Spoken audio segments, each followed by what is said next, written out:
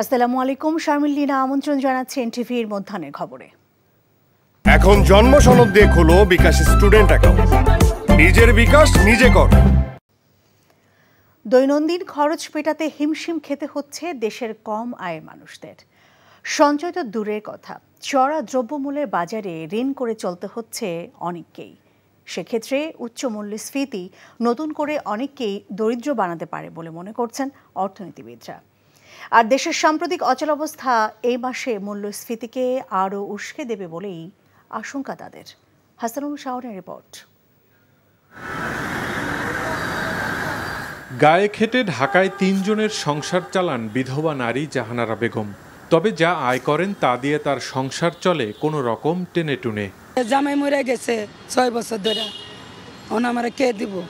কষ্ট হয়। জিপিএস ১২০ টাকা, এই জায়গাতে ১ কেজি না নিয়ে এক পা নেই, খাইতে তো হয়, পেটে তো মানে না। অন্যদিকে ৬৫ বছর বয়সেও রিকশা চালান আলতাফ মিয়া। চড়া দ্রব্যমূল্যের এই সময়ে সংসার চালাতে নিয়মিত ঋণ করতে হচ্ছে তাকে। যা কাম করি লেবার খরচ নিজে খাই, কোনো কষ্ট হয়, চলা লাগে। একই রকম অবস্থা রাজধানীতে বসবাসরত বেশিরভাগ শ্রমজীবী মানুষের। তাদের অনেকেই ঘর ভাড়া আর খাওয়ার খরচ মেটাতে পারছেন না সীমিত আয় দিয়ে। না কাম না করলে খাইতে সমস্যা হলে ধার করি আবার কাম কাজ করি আবার দিয়ে দিই। নিজের খরচ, ফ্যামিলির খরচ যোগান খুব কঠিন। বাজারে এখন তেল, চাল, আলু, পেঁয়াজ, মাছ, মাংস সহ বেশিরভাগ নিত্যপণ্যের দামই চড়া, যা উস্কে দিচ্ছে মূল্যস্ফীতিকে। দেশে গত বছরের মার্চ থেকে মূল্যস্ফীতি হচ্ছে ৯% বেশি। এর মধ্যে সাম্প্রতিক পরিস্থিতিতে বেশ কদিন অনেকটাই অচল ছিল আর্থিক কর্মকাণ্ড, যাতে এ মাসে মূল্যস্ফীতি আরও বাড়তে পারে বলে শঙ্কা অর্থনীতিবিদদের। আমাদের শিল্প কারখানা এগুলো তো বন্ধ ছিল, সেগুলো এখন চালু হয়েছে। সেগুলো যদি সঠিকভাবে চলতে থাকে তাহলে মানুষ ঘুরে দাঁড়াবে। কিন্তু মূল্যস্ফীতি তো কমবে বলে মনে হচ্ছে না। মূল্যস্ফীতি বরং এই মুহূর্তে বেড়েই গেছে, কিছুটা না, বেশ কিছু বেড়ে গেছে। তো এখানে এই দিকে বেশি নজর দিতে হবে। মূল্যস্ফীতির কষাঘাতে অনেকে নতুন করে দরিদ্র হতে পারেন বলে আশঙ্কা জানিয়ে এই বিশেষজ্ঞ বলেন, মূল্যস্ফীতি নিয়ন্ত্রণে সর্বস্তরে থাকা দুষ্টচক্র দমনে সরকারকে কঠোর পদক্ষেপ নিতে হবে। আমরা পদক্ষেপগুলো কিন্তু সঠিক নিচ্ছি, কিন্তু সেটা কাজ করছে না। এখানে কতগুলো দুষ্টচক্র আছে বাংলাদেশে, সেই দুষ্টচক্রগুলো এগুলোকে কাজ করতে দেয় না। যে আলুর বাজারে যেমন আছে, পেঁয়াজের বাজারে আছে, সেরকম ডলারের বাজারেও আছে, ব্যাংকেও আছে, সব জায়গায় দুষ্টচক্র কিছু আছে যারা নিজের স্বার্থ ছাড়া অন্য কিছু বোঝে না। তো এদেরকে নিয়ন্ত্রণে আর না আনলে আগামী দিনেও সমস্যা থেকে যাবে বলে আমি মনে করি। এছাড়া কম আয়ের মানুষের জন্য সরকারের চলমান সহযোগিতা কর্মসূচিগুলোর আওতা আরও বাড়ানোর তাগিদ অর্থনীতিবিদদের। Hasanul Shaon, NTV news, Dhaka. রাজধানী ঢাকায় আজ কারফিউ 11 ঘন্টা শিথিল রয়েছে, ফলে সকাল 7টা থেকে সন্ধ্যা 6টা পর্যন্ত কারফিউ শিথিল থাকছে। আর সন্ধ্যা 6টা থেকে সকাল 7টা পর্যন্ত কারফিউ বলবৎ থাকবে। শিথিলের সময় বাড়ায় এবং অফিসের সময় 1 ঘন্টা এগিয়ে আনায় সকাল থেকে রাজধানীতে যানবাহনের চাপ বেড়েছে। অনেক জায়গায় যানজটেরও সৃষ্টি হয়েছে। সরকারি ঘোষণায় মঙ্গলবার পর্যন্ত অফিস সকাল 9টা থেকে বিকেল 3টা পর্যন্ত চলবে। পরিস্থিতির বিবেচনায় এরপর কি হবে তার নতুন সিদ্ধান্ত দেবে সরকার।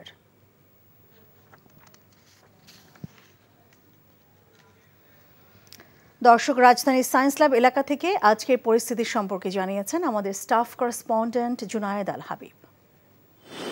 কোটা সংস্কারের দাবিতে শিক্ষার্থীদের যে আন্দোলনকে ঘিরে যে উদ্ভূত পরিস্থিতি তৈরি হয়েছিল সারা দেশে, সেই পরিস্থিতিতে সরকার দেশব্যাপী যে কারফিউ জারি করেছিল, সেই কারফিউ কিন্তু এখনও অব্যাহত রয়েছে। তবে রাজধানীতে সকাল 7টা থেকে সন্ধ্যা 6টা পর্যন্ত 11 ঘন্টা কারফিউ শিথিল রয়েছে এবং কারফিউর প্রভাব খুব একটা নেই বললেই চলে। সড়কে আমরা যেটা দেখছি যে মানুষের উপস্থিতি বেড়েছে, গণপরিবহন এবং ব্যক্তিগত পরিবহনের সংখ্যাও আমরা সড়কে লক্ষ্য করছি। তবে রাজধানীর বেশ কয়েকটি পয়েন্টে, বেশ কয়েকটি এলাকায় আমরা সকাল থেকে ঘুরেছি এবং সেখানে দেখেছি যে গুরুত্বপূর্ণ পয়েন্টগুলোতে আইন শৃঙ্খলা রক্ষাকারী বাহিনীর সদস্য সদস্যরা সতর্ক অবস্থানে রয়েছেন। তবে সাধারণ মানুষের চলাচলে কোনো ধরনের বাধা বা কোনো ধরনের তল্লাশি এই মুহূর্তে আমরা আমাদের চোখে পড়েনি আইন শৃঙ্খলা রক্ষাকারী বাহিনীর পক্ষ থেকে, এবং কোনো ধরনের অনাকাঙ্ক্ষিত পরিস্থিতিও আমরা রাজধানীতে লক্ষ্য করিনি। তবে একটি বিষয় যেটি লক্ষ্য করা যাচ্ছে যে অন্যান্য দিনের চেয়ে সড়কে আজকে গাড়ির উপস্থিতি, গণপরিবহনের চাপ কিছুটা কম লক্ষ্য করা যাচ্ছে। অর্থাৎ আমি এই মুহূর্তে অবস্থান করছি সায়েন্স ল্যাবরেটরি এলাকায়, এবং এখানে খুবই স্বাভাবিক রয়েছে যান চলাচল, এবং সড়কে খুব একটা যানজটও চোখে পড়ছে না। ক্যামেরা ট্র্যাপিং পদ্ধতিতে শেষ হয়েছে সুন্দরবনে বাঘ শুমারি। ফলাফল প্রকাশ করা হবে আগামী মাসে। তখন জানা যাবে বাঘের প্রকৃত সংখ্যা। যদিও বন বিভাগ বলেছে 6 বছরের ব্যবধানে বেড়েছে বাঘের সংখ্যা, তবে কমেনি টিকে থাকার হুমকিগুলো। এই পটভূমিতে আজ পালিত হচ্ছে বিশ্ব বাঘ দিবস। এর আগে 2023 সালের জানুয়ারিতে সুন্দরবনে বাঘ শুমারি শুরু হয়।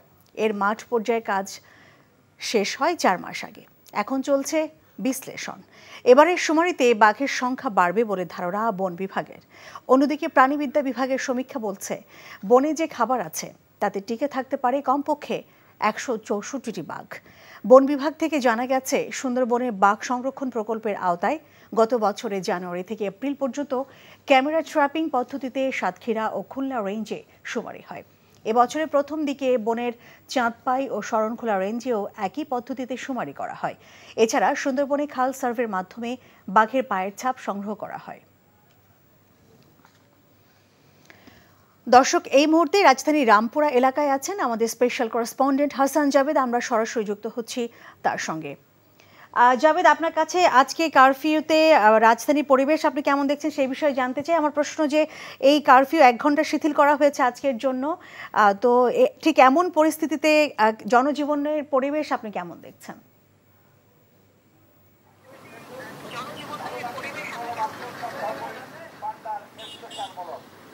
লিনা, যেহেতু আজকে সকাল 7টা থেকে সন্ধ্যা 6টা পর্যন্ত কারফিউ শিথিল আছে, আমি সকাল থেকেই রাজধানীর বিভিন্ন পয়েন্টে ঘুরে দেখেছি। এই মুহূর্তে রামপুরা ব্রিজে আছি।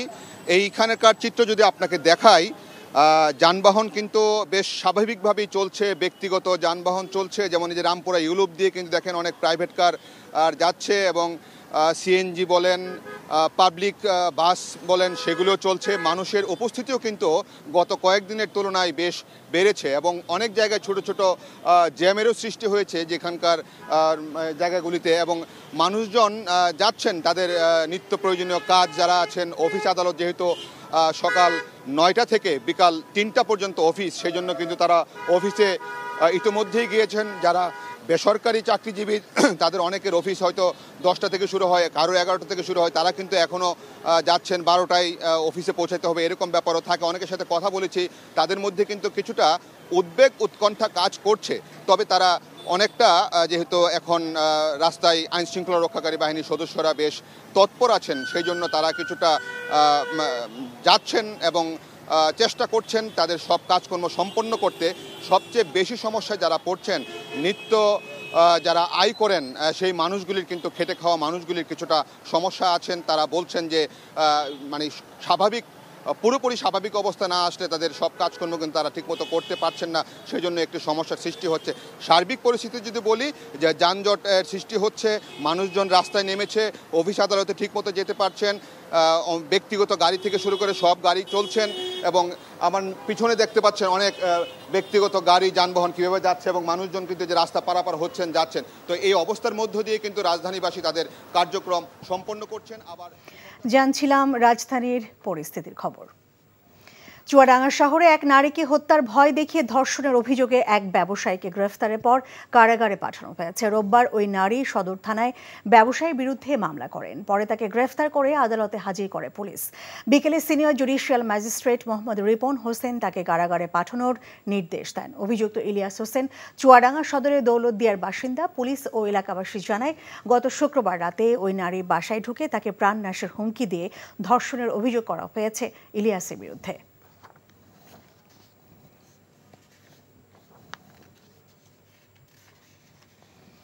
পাম্প হাউসে তালা লাগিয়ে দেয়ায় সেচ সংকটে পড়েছেন নাটোরের বাগাতিপাড়ায় হাজারো কৃষক।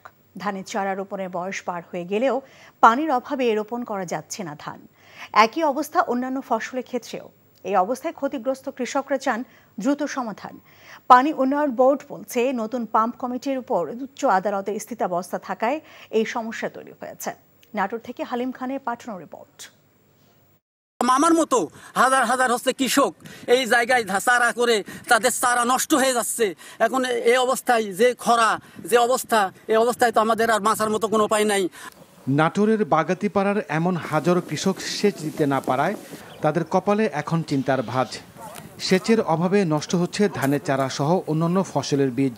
বড়াল নদীর পানি ব্যবহার করে উপজেলার বাঁশবাড়িয়া এলাকা চাষাবাদের জন্য 1964-65 সালে বাস্তবায়ন করা হয় বাঁশবাড়িয়া সেচ প্রকল্প। ভারী সেচ পাম্পের মাধ্যমে বড়াল নদীর পানি উত্তোলন করে নালার মাধ্যমে ফসলি জমিতে সরবরাহ করা হতো। কম মূল্যে পানি পেয়ে খরাপ্রবণ বাঁশবাড়িয়া এলাকার 2300 একর জমি 3 ফসলি জমিতে পরিণত হয়েছিল। স্থানীয় কৃষকদের মাধ্যমে গঠিত কমিটি পরিচালনা করত পাম্পটি। সম্প্রতি সেচের মূল্য বৃদ্ধি করতে পানি উন্নয়ন বোর্ড কমিটি ভেঙে দিয়ে নতুন কমিটি গঠনের উদ্যোগ নেয়। পরে উচ্চ আদালতে রিট করে আগের কমিটির সদস্যরা। এরপর পাম্প হাউসে তালা লাগিয়ে দেয় পানি উন্নয়ন বোর্ড। এই বন্ধ রাখার কারণে আমরা এখন চারা এবং ধান লাগানো কোনো কিছুই আমরা করতে পারতেছি না। জমিতে একটা জমিতে পানি নাই, কিছু নাই, আমরা এই পানির অভাবে আবাদ করতে পারছি না। পানি উন্নয়ন বোর্ডের নির্বাহী প্রকৌশলী বললেন, সমস্যা সমাধানে তারা চেষ্টা করছেন। কৃষকদের যাতে ক্ষয়ক্ষতি না হয় সেজন্য আমরা প্রয়োজন মোতাবেক আমরা কন্ট্রোল রুম অপারেশনের ব্যবস্থা করব এবং আমরা কেউই চাই না যে কৃষক সমাজ ক্ষতিগ্রস্ত হোক বা কৃষি ফসল উৎপাদন ব্যাহত হয়। দ্রুত সমস্যা সমাধানের দাবি কৃষকদের। NTV news desk. এখন জন্ম সনদ দিয়ে খোলো বিকাশ স্টুডেন্ট অ্যাকাউন্ট। নিজের বিকাশ নিজে কর। এই ছিল মধ্যাহ্নের খবরে। এই খবরে ভিডিও সহ আপডেট জানতে ভিজিট করুন এনটিভি অনলাইন www.ntvbd.com।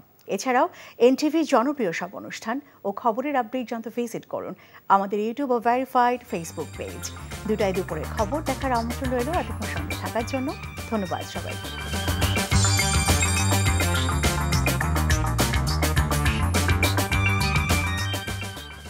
এখন জন্ম সনদ দিয়ে খোলো বিকাশ স্টুডেন্ট অ্যাকাউন্ট।